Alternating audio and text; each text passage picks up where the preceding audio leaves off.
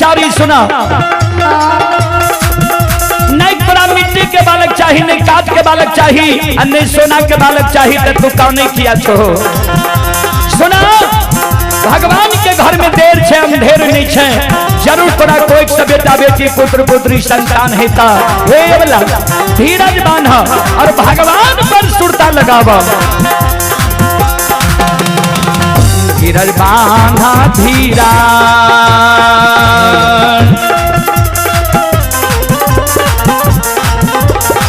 अवला दिल में धीरज बांधा है।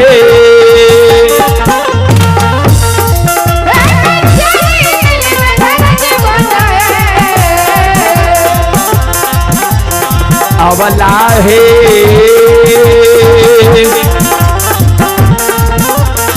भगवान देता को दे, मेला नमा से कुखिया दुख तोरा छुटिए जैता।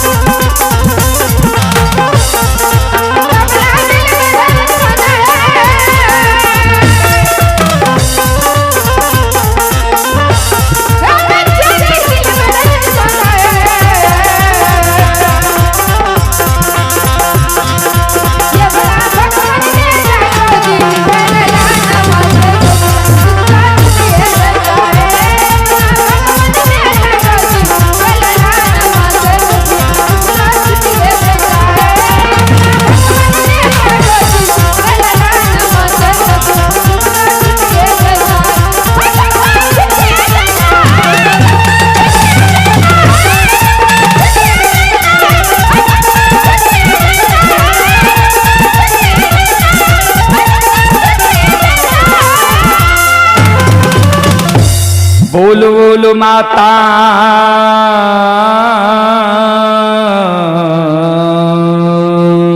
भगवती महारानी की जय। छले पुरस्कार की ओर श्रोता सज्जन वृंद आप हैं। श्रोता सज्जन वृंद माँ बहन बाबू भैया सब संजय, ये संजय बाबू की भांजा है। स्वाति की ओर से शानदार 51 रुपये की पुरस्कार है। और आप हैं हर्षराज के नाना जी, ये श्रद्धालु की ओर से शानदार 21 रुपये की पुरस्कार है। और हर्षराज कुमार के मामा इंदल कुमार और छोटू कुमार के ओर से शानदार 51 रुपये की पुरस्कार है। भोला भोरहा के निवासी हैं। और आप हैं श्रोता सज्जन वृंद माँ बहन बाबू भैया सब। आदेश कुमार ग्राम भोरहा 21 रुपये की पुरस्कार है। और आप हैं राजेश यादव के सुपुत्र सुशांत कुमार भोरहा 21 रुपये की पुरस्कार है। ये बाबू साहब यादव की ओर से शानदार 25 रुपये की पुरस्कार है।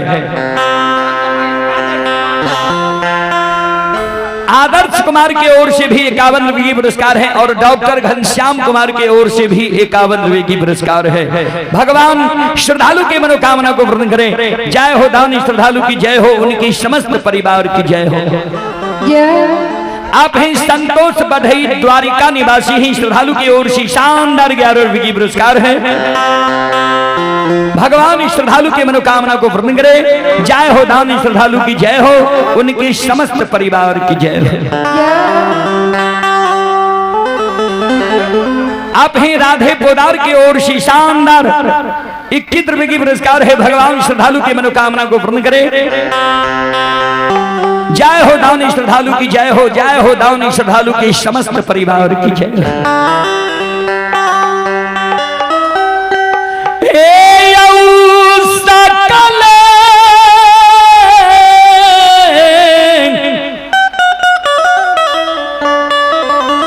समाज बबाइयो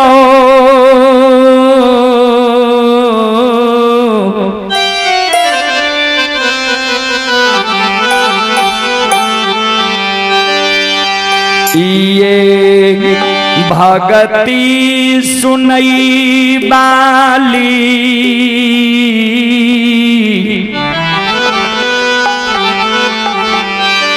माँ बहान सा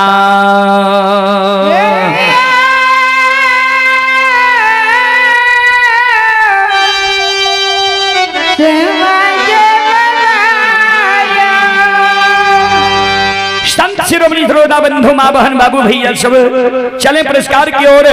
आप हैं संजय यादव भटपुरा, अखिलेश यादव नटीगढ़, विमल यादव भोरहा, महानंद यादव बलहमपुर, सुधीर यादव बाबा सुधीर यादव की ओर से शानदार 251 रुपए की पुरस्कार है।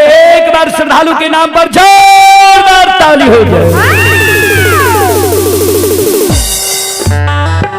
भगवान श्रद्धालु की सर्व मनोकामना पूर्ण करे। मां सरस्वती परिवार में बाल बच्चे को विद्या की भंडार दे। बाबा भोले भंडारी भंडार को भरे रखे। जय हो दानी श्रद्धालु की जय हो, जय हो दानी श्रद्धालु की समस्त परिवार की जय हो। सज्जन वृंद चलो अपनी सबके ओर से 2-3 वो फरमाइश भाग लिए। पहले 2 से 3 वो प्रचार ले कारू बाबा के प्रसंग, बाद में रघुनी बाबा के प्रसंग। तो अपनी सब जाने हैं वजह कैसेट में ज्यादा क्या के हम कारू बाबा के ही प्रसंग लो। ये कारण उनकर एक बात के जानकारी पहले जते के गवैया बाबू सब गावे रहे उनका से हमरा मिलल, और रघुनी बाबा की जानकारी में हमारा त्रुटि है। हालांकि रघुनी बाबा के ही सेवक हम भी छी, हमरा गहवर में भी रघुनी बाबा के ही सेवा छी। फिर भी रघुनी बाबा के जतेक भी गायक छे उनकर बात सब एक नहीं मिल रहे। कोई अपना आधार से कुछ कहलक तो कोई कुछ कहलक।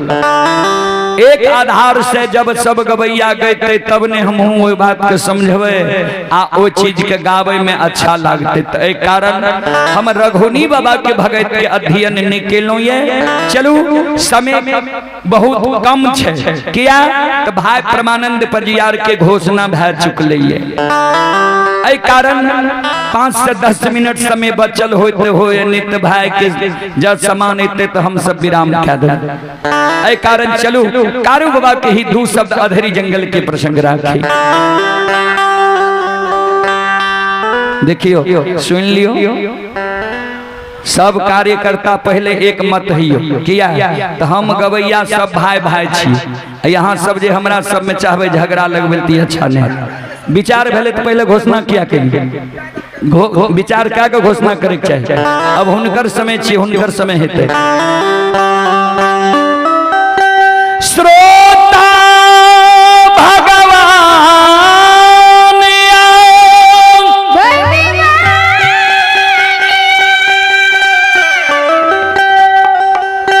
जय दीन संत बाबा कारू के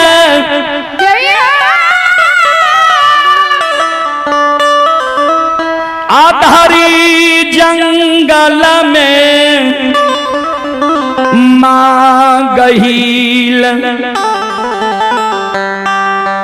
कारू बाबा के दर्शन दिल कई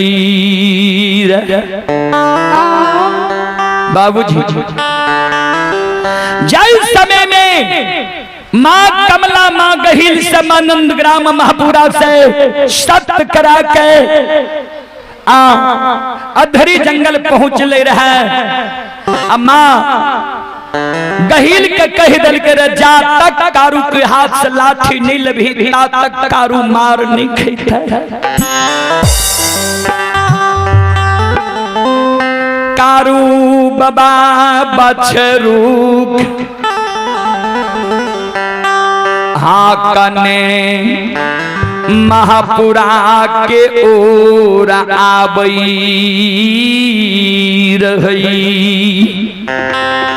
सज्जन वृंद श्रोता बंधु माँ बहन बाबू भैया सब वह समय में माँ गहिल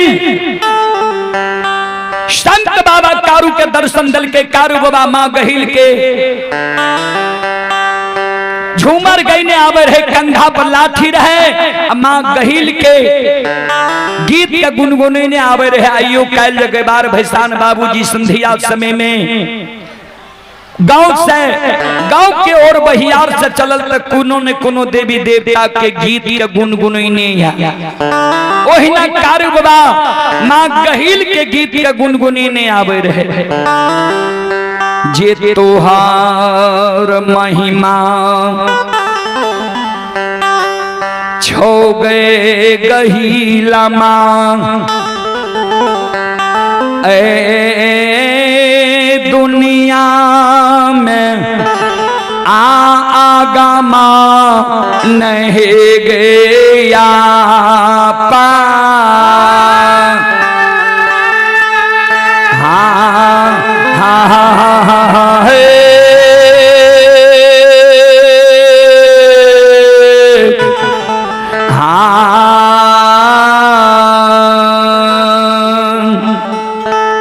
मोहिए मोहि के हो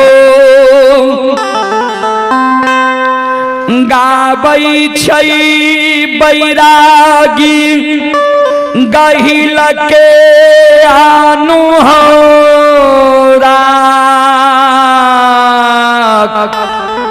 हाँ हाँ हाँ हे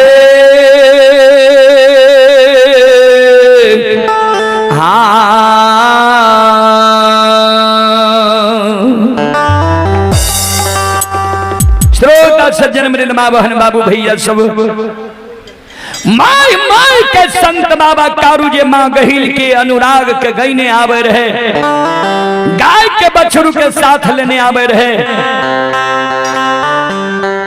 वह समय में घर के देवी माँ गहिल ध्यान देवे आते पारा काटई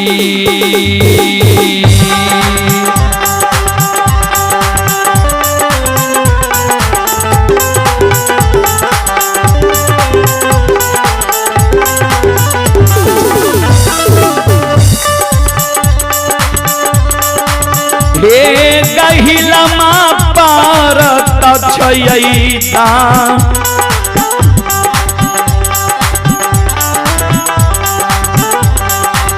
तारा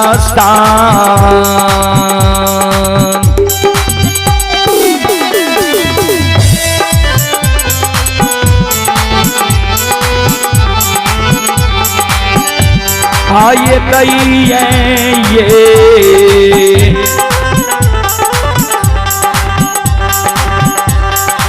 गहिला माँ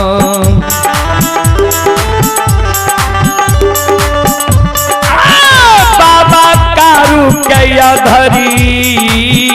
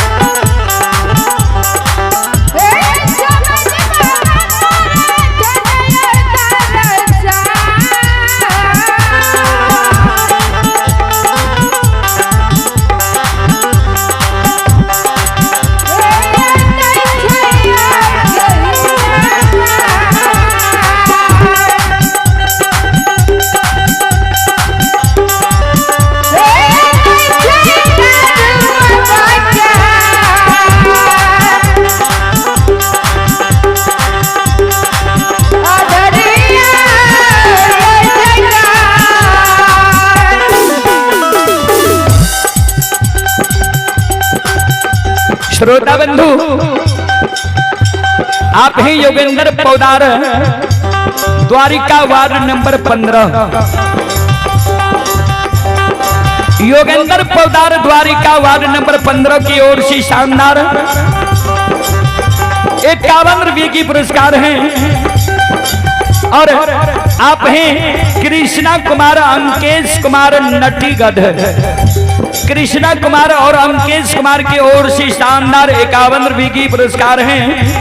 आप हैं डॉक्टर अनमोल कुमार उनके भांजा हैं हर्षराज ग्राम भोरहा हर्षराज की ओर से शानदार 101 रुपये की पुरस्कार हैं। भगवान श्रद्धालु के मनोकामना को पूर्ण करें। मां सरस्वती विद्या की भंडार दे बाबा भोले भंडारी भंडार को भरे रखें। जय हो दानी श्रद्धालु की जय हो दानी श्रद्धालु की समस्त परिवार की जय हो।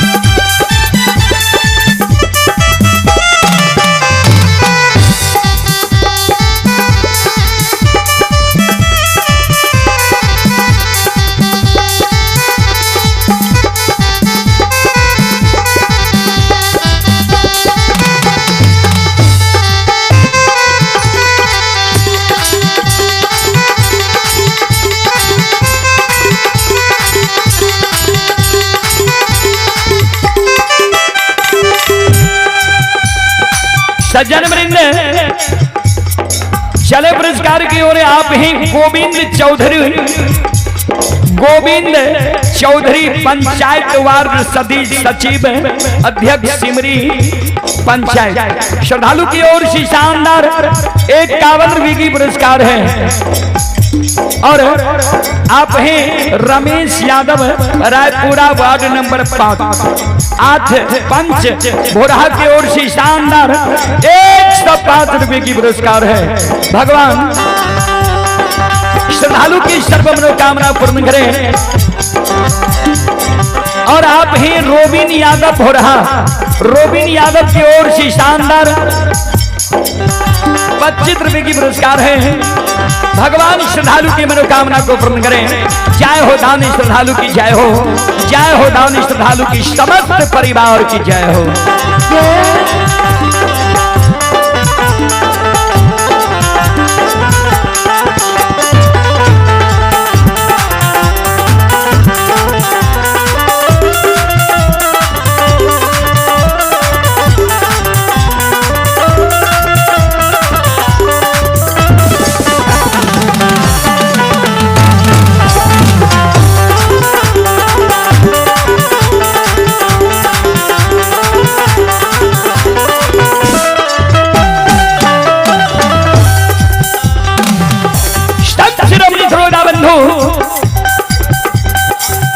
मां कहिल पर नजर जे कारू बाबा के परले अधरी जंगल में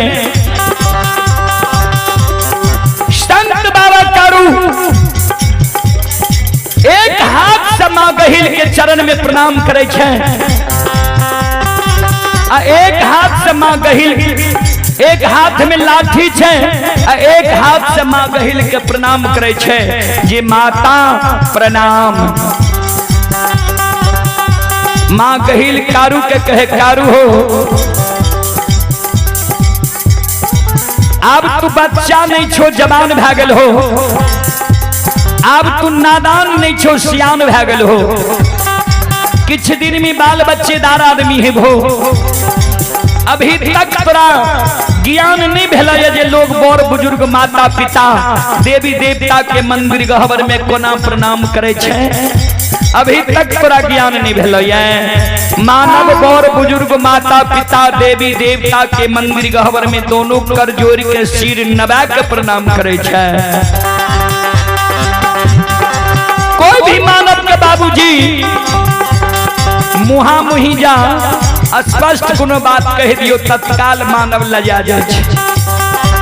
संत बाबा कारू के जे मां गहिल कहल के कारू बाबा हाथ के लाठी के धरती पर धमसा दे छे, दोनों कर कारू बाबा जोड़ ले छे। ये लै भी ये ले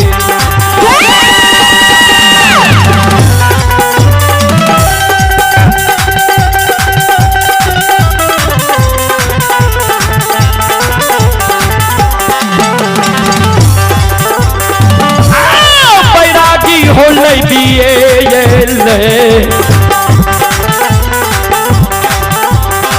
ले बाके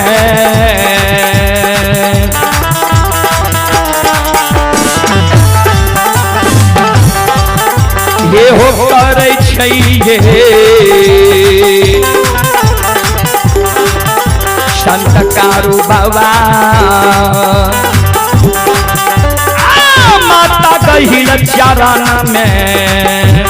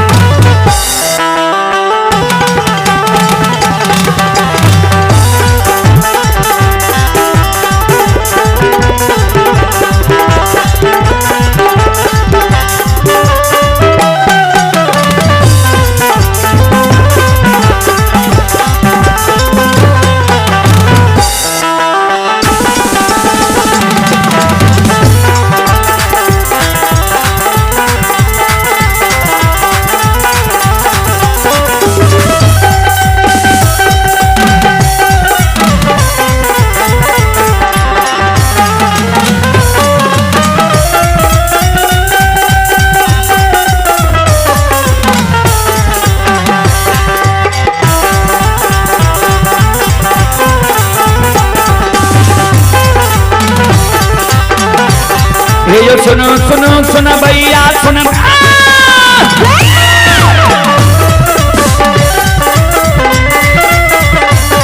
ये सुनो सुनो सुनो भैया सुनो गांव के बाबू भैया सुनो आइए माँ बहना ये ध्यान से सुनो ये धर्म की बात पर सुनब ए मालिक के लीला का सुनब पर लीला बाबा कारू रचल ए दुनिया संसार में रचल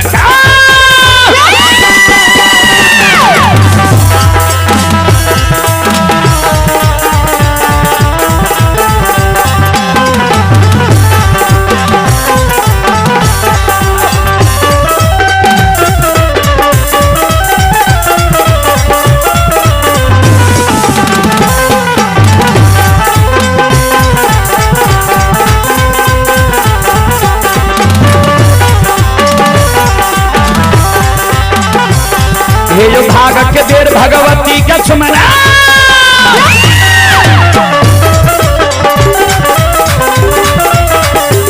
ये जो भाग के देर भगवती के सुमरा सादा भवानी जगदम्बा के सुमरा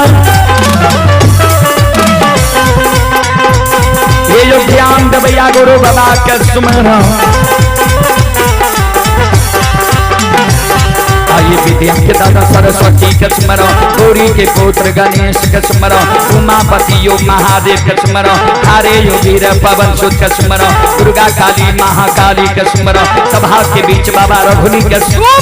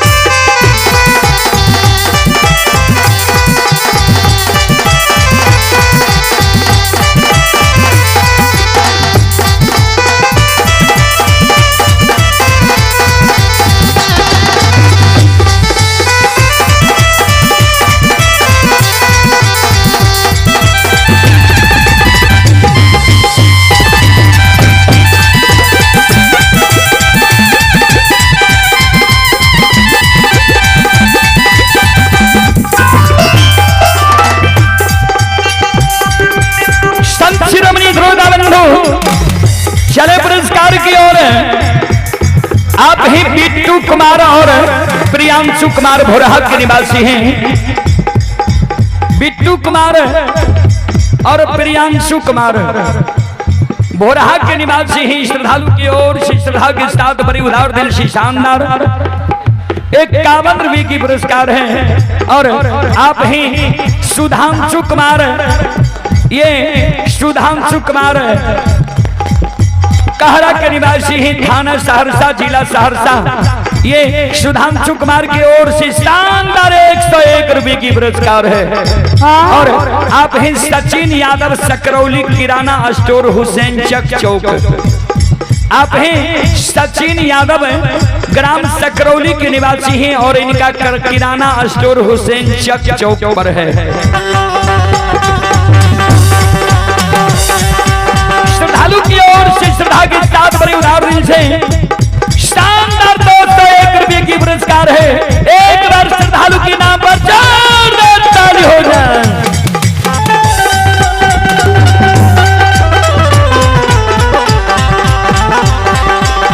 भगवान श्रद्धालु के मनोकामना को पूर्ण करे। मां सरस्वती परिवार में बाल बच्चे को विद्या की भंडार दे। बाबा भोले भंडारी भंडार को भरे रखें। जय हो दानी श्रद्धालु की जय हो, जय हो दानी श्रद्धालु की समस्त परिवार की जय।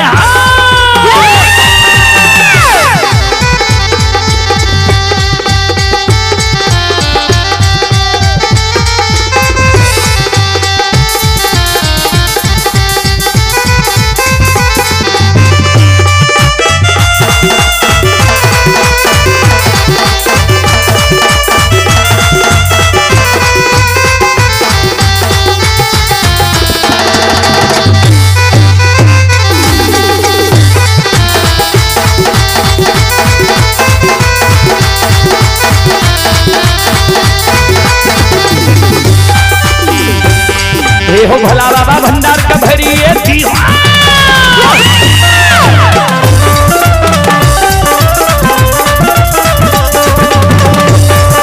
भोला बाबा भंडार का भरिए दी हो। ज्ञान के दीप सरस्वती जलई हो। आयतन से नहीं भूलता, मन से नहीं छोड़ता।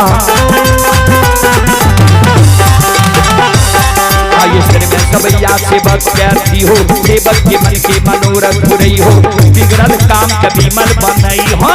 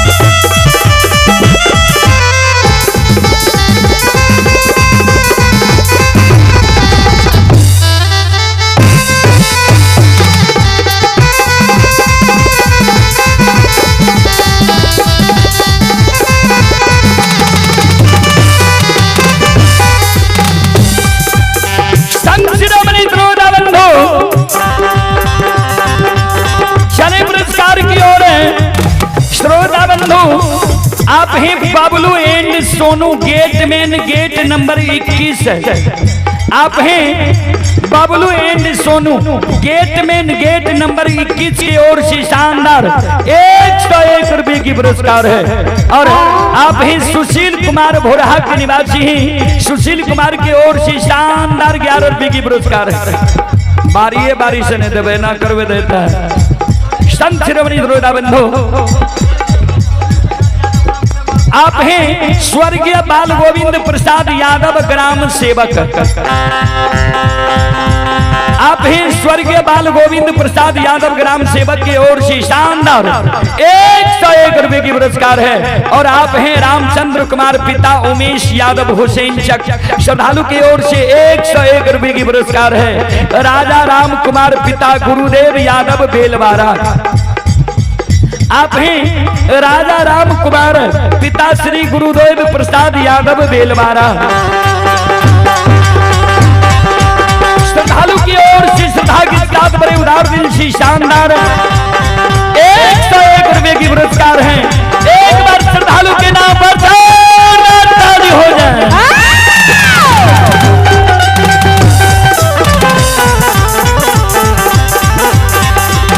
भगवान श्रद्धालु की मनोकामना को पूर्ण करे। मां सरस्वती परिवार में बाल बच्चे को विद्या की भंडार दे। बाबा भोले भंडारी भंडार को भरे रखे। जय हो दानी श्रद्धालु की जय हो, जय हो दानी श्रद्धालु की समस्त परिवार की जय हो। ये धारा माई के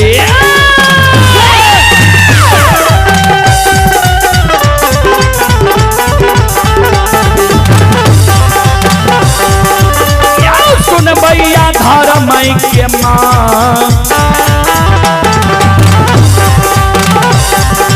ये माही माँ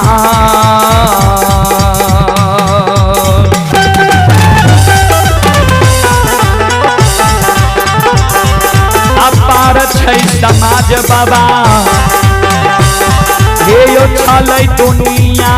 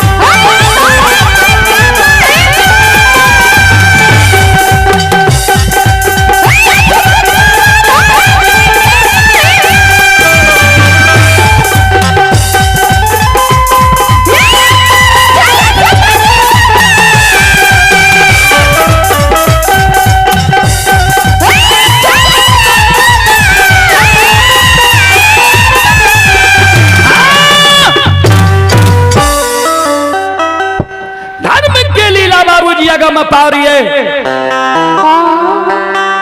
के लीला अगम अपार कोई पावे न पार गुण गावे हजार। भक्त करे जय जयकार। माँ गहिल के चरण में संत बाबा कारू लेव लेव के प्रणाम करे छे। माँ गहिल कारू बाबा के आशीर्वाद दे जिया जिया कारू जा तक धरती धरातल चांद सूर्य माता पिता सत्य धर्म गाय रहते ता तक तोहर नाम इस दुनिया में अमर रहते। कारू बाबा कल के माता अहो भाग्य जे आए अपने हमरा अधरी जंगल में दर्शन दिलिए है। माँ गहिल कल के हाँ आए तोहर बार बार हम बराए सुन लियो ये। माँ गहिल के शब्द सुन के कारू बाबा कल के माँ कौन बराए सुन लिया कल के आए हम सुन लिया ये हाथ के लाठी से तू हजारों बाघ बाघिन के अधरी जंगल से अकेले भगा दल हो, दबार दल हो। कारू बाबा कल के हाँ माँ यहीं की कृपा से कल के तनी लाठी हमरा भैर नेन देखे ले जे लाठी के तू कोना राखने छो। कारू बाबा की जाने गेलई जे घर के देवी गहील दुखहरनी चंडालनी बैन जैतई हमारा ले।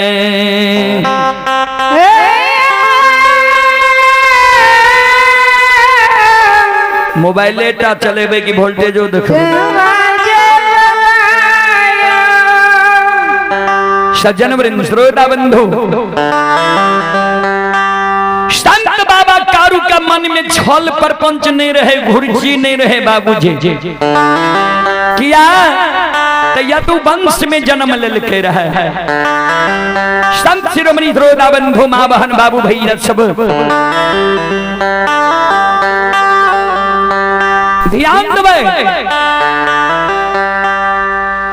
बूढ़ा बाबा सब के जे अहीर कहे रहे तो सुने में करुआ शब्द लागे जे हमरा अहीर कहमे अहीरा कहमे। गोस्वामी तुलसीदास जी महाराज रामचरितमानस उत्तर कांड में अहीर के कतेक सुंदर अर्थ लगेलखिन, ये ध्यान से सुनबे।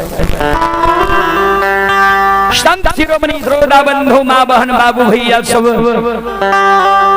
गोस्वामी तुलसीदास जी रामचरितमानस में लिख लखिन है। नोई निबीरती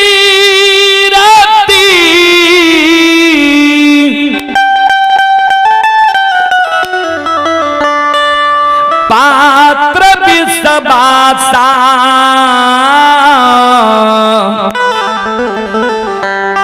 निर्मल मान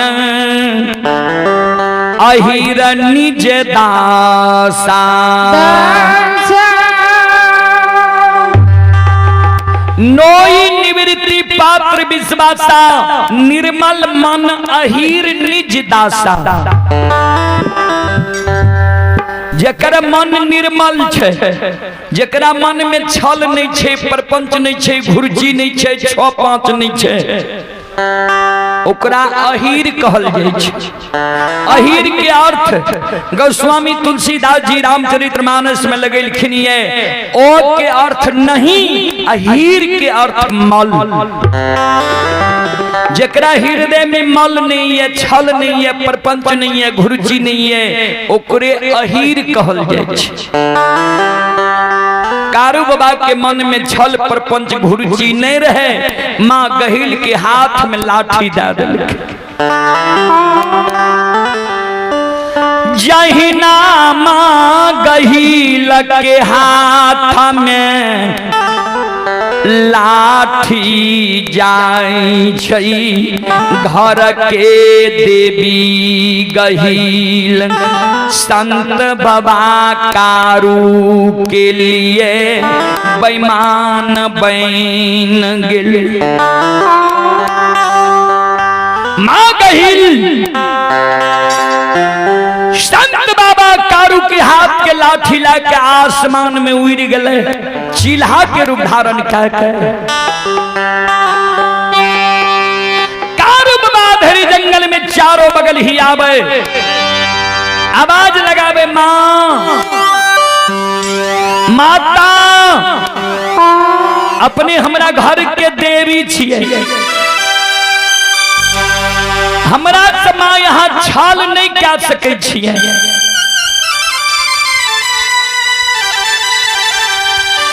हे माँ लाठी हम हाथ में सुरक्षा के कारण राख में रही है,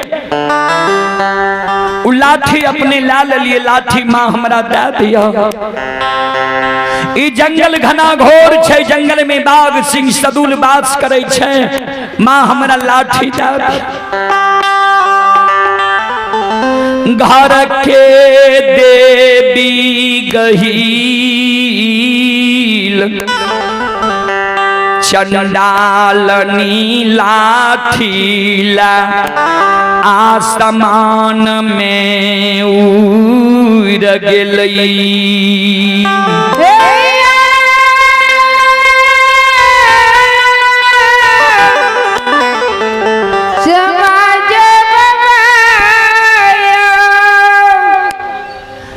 शिरोमणि ध्रोदा बंधु माँ बहन बाबू भैया सब जाए ना माँ गहिल हाथ के लाठी लाके आसमान में उड़े छे। वही ना कमला लुल्ही बाघिन के लेने कारू बाबा के ओर आब रहिए। कारू बाबा के नजर लुल्ही बाघिन पर पड़े छे। लुल्ही बाघिन जी हुमरल आवे रहे कारू बाबा के ओर। श्रोता बंधु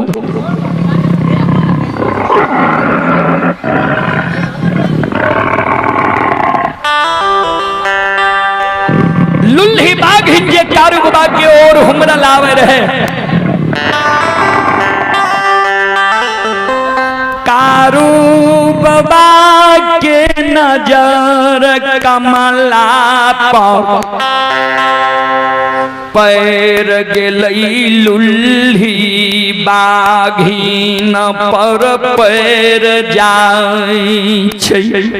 सज्जन वृंद श्रोता बंधु संत बाबा कारू के आंख से आंसू गिरे लगले। काने लगले अधरी जंगल में गे माय गही तू अच्छा निकली। ए गई लाठी लाई आसमान में उड़ गेलही। लुल्ही बाघिन आए हमारा जीव घात देते किया। तो जात के औरत छिए, औरत पर जखने पुरुष हाथ उठबै छै पुरुष के धर्म नष्ट भए जाए छै। और 3 दिन एकरा परसव भेला भेलैया ई अशुद्ध छै। जखने एकरा शरीर में हम सटबै अशुद्ध भए जेबे। मौत तो भगवान आए हमर लिखने छबे करे। मरई के बेर में हम लुल्ही बाघिन के शरीर में नहीं सटे। सज्जन वृंद श्रोता बंधु ए माँ बहन बाबू भैया सब कारू बाबा धरी जंगल में कान हे गई जे जे तोहर भक्त बनलो सबके तू बगजोर लगा मार दिलही यही संसार। गे चंडालिनी जे जे तोहरे संसार में भक्त बनलो सबके तू बगजोर लगा के मार दिलही।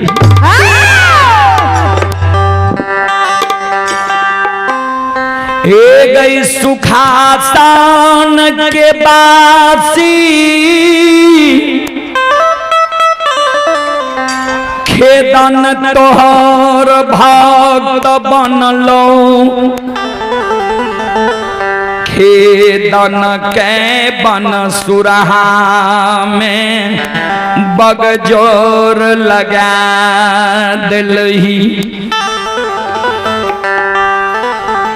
गरहिया के बासी बउआ बख्तर तोहर भक्त बनलो बउआ बख्तर के बोरिया बन जंगल में भैंस चराबैत सैला बाघ धरा दिलही। बलहमपुर के बासी रघुनी तोहर भक्त बनलो रघुनी के कर झेल चौर में बैमनिया बगजौर लगलही सबोर भिठा के बासी विशुराज तोहर भक्त बनलो विशुराज के पचरासी जंगल में बगजोर लगा के मार दिलही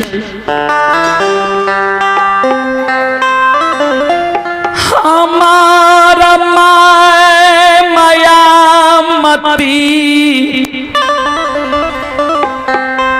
नित दीन महपुरा में गहबर निपई रहो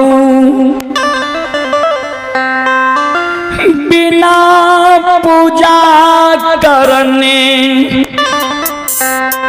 मैं हमारा न जल ग्रहण नहीं करई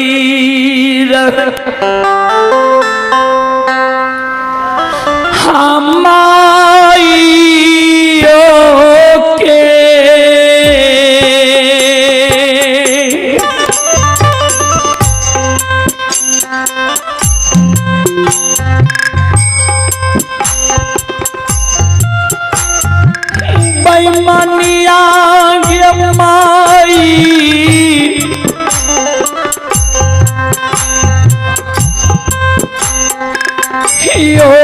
के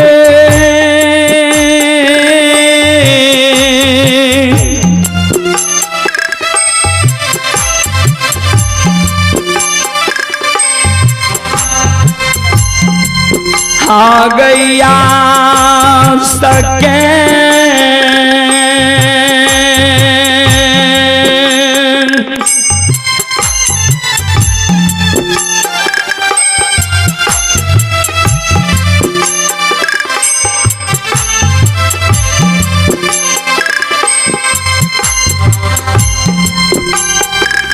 भोगान कैलही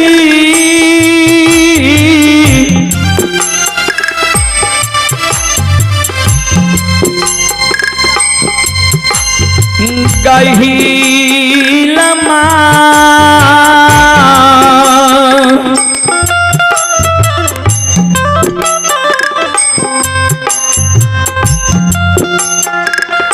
मैयो गई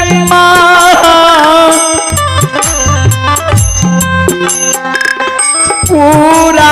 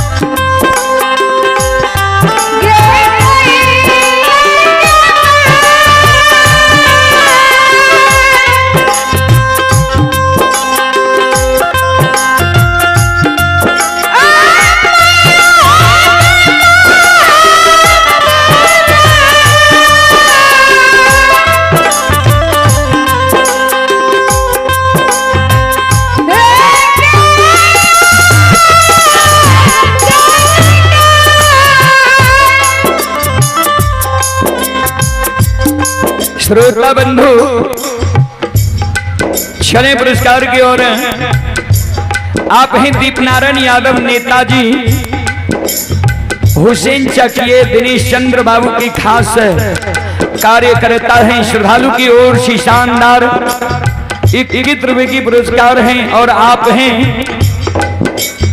डॉक्टर विजय कुमार शर्मा टोला भोरहा सिमरी बख्तियारपुर। श्रद्धालु की ओर से शानदार 51 रुपए की पुरस्कार है। भगवान श्रद्धालु की मनोकामना को पूर्ण करें। माँ सरस्वती परिवार में बाल बच्चे को विद्या की भंडार दे। बाबा भोले भंडारी भंडार को भरे रखे। जय हो दानी श्रद्धालु की जय हो। जय हो दानी श्रद्धालु की समस्त परिवार की जय हो।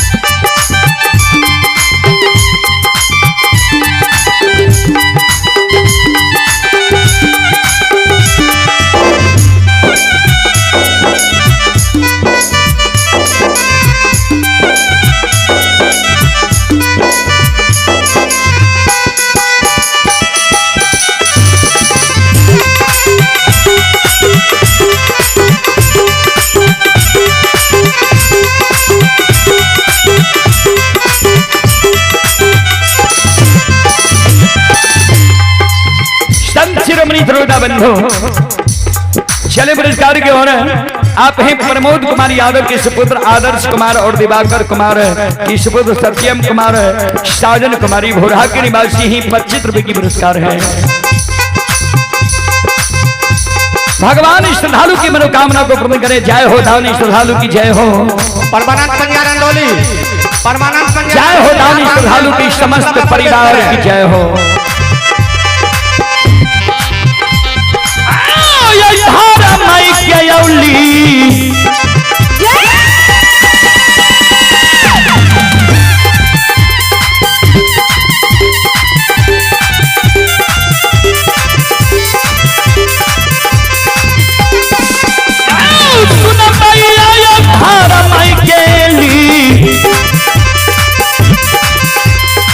लीला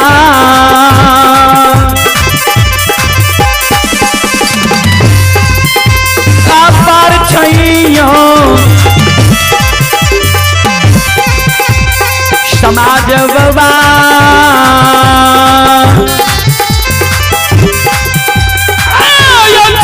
दुनिया ये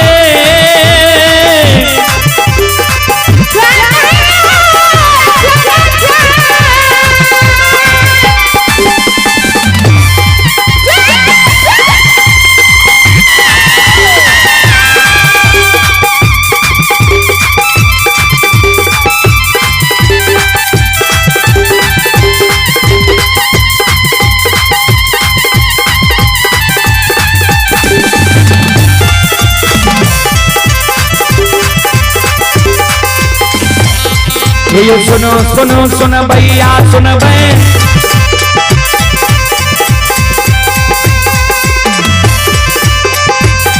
ये सुनो सुनो सुन भैया सुन बे काम के बाबू भैया सुन बे माँ बहना ये ध्यान से सुन बे धर्म के बात प्रेम से सुन बे।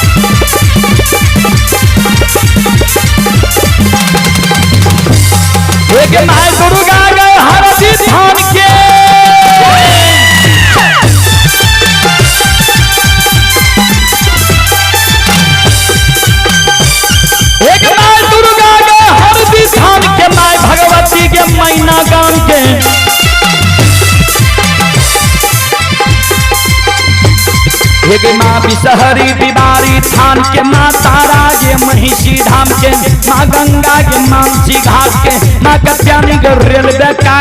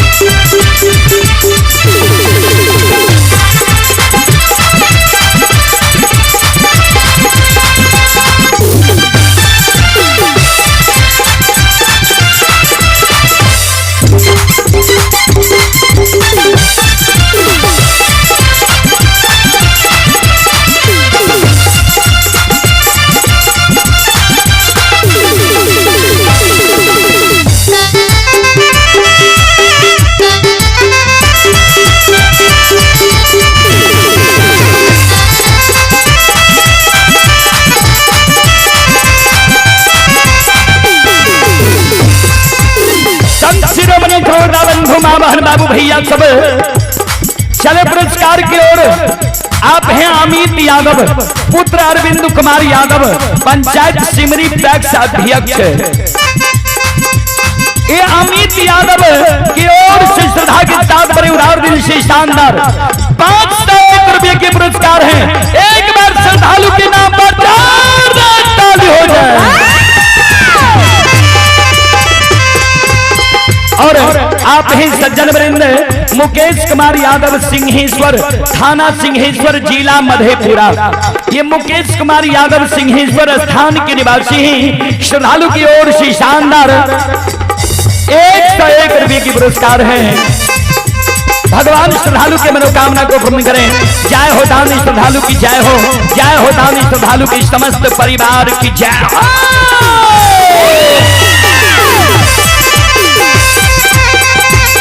ये हो भला बाबा भंडार का भरी दियो।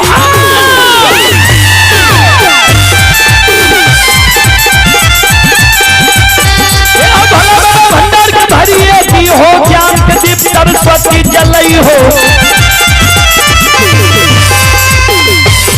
आइए तन से न भूलता मन से न छोड़ता, फिर में सबैया सेवक कहती हो, सेवक के मन के मनोरथ पुरई हो, बिगड़ल काम के विमल बनई हो।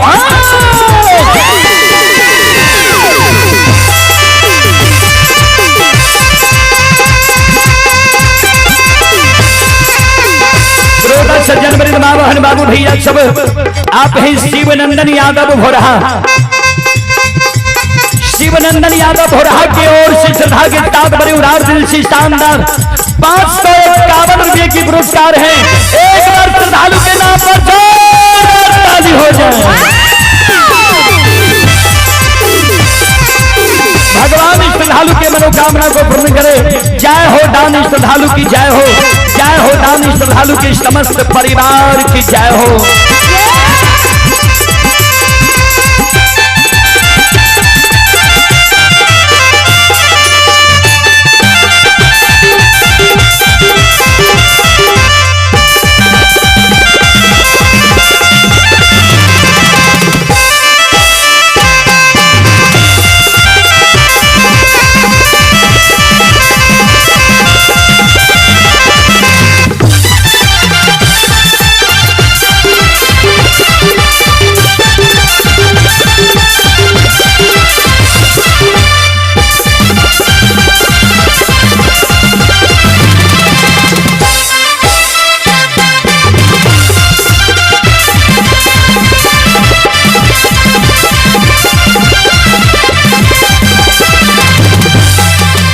श्रोता बंधु चलें, अब आप लोगों के बीच हमारे बड़े भाई परमानंद पंजियार उपस्थित है। उनके स्वर में आप लोग गाथा भागवत प्रसंग सुनेंगे। चलें एक बार मैं सभी श्रोता बंधु माँ बहनों से निवेदन करना चाहता हूँ, एक बार आप लोग दोनों हाथ उठाकर आप लोग भी बाबा रघुनी के धाम में हाजिरी लगा ले, दोनों हाथ से ताली बजावे और मुखार वृंद से भगवान का नाम ले। सब श्रोता बंधु माँ बहनों से आग्रह है, सब मिलकर ताली बजावे और भगवान का नाम ले। हरि ओम नमः शिवाय, हरि ओम नमः शिवाय, हरि। लगभग पहला बार बाबा के धाम में सम्मेलन भै रही है, एक बड़ा आयोजन भै रही है।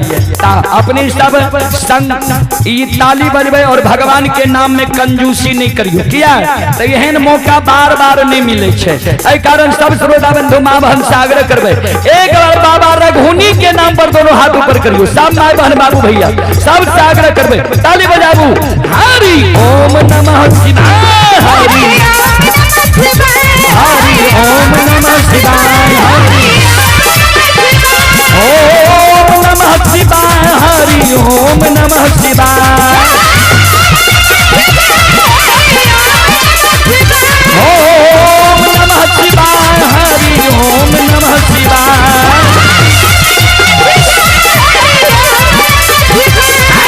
कर्पूर गौरम करुणावतारम संसार सारम भुजगेंद्र हारम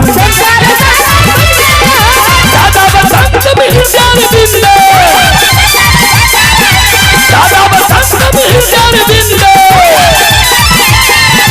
बाबा भवानी संत मामी। हरि ओम नमः शिवाय, हरि जय हो।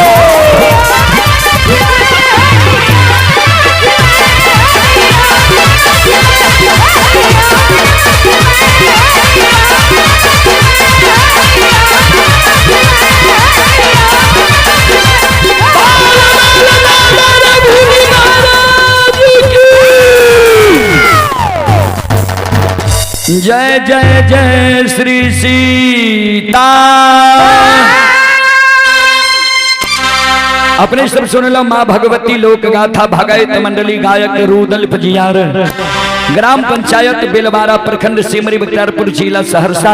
चलो हमारा मंडली से जे त्रुटि गलती भेले तो वे त्रुटि गलती के लिए हम क्षमा प्रार्थी छी। यहाँ सब बच्चा जन के माफ क्या देवे, फिर कभी सेवा के मौका मिलते हम सेवा करे के प्रयास करब। आप हैं गोपाल महंत महकर के निवासी ही अंतिम चरण में हमारे ये श्रद्धालु की ओर से शानदार 51 रुपए की आशीर्वाद आए हैं। गुरुजन के चरण कमलों में कोटि कोटि नमन करता हूँ, आशीर्वाद चाहता हूँ, भगवान से कामना करता हूँ, भगवान श्रद्धालु की सर्व मनोकामना पूर्ण करे। जय हो दानी श्रद्धालु की जय हो, उनके समस्त परिवार की जय हो।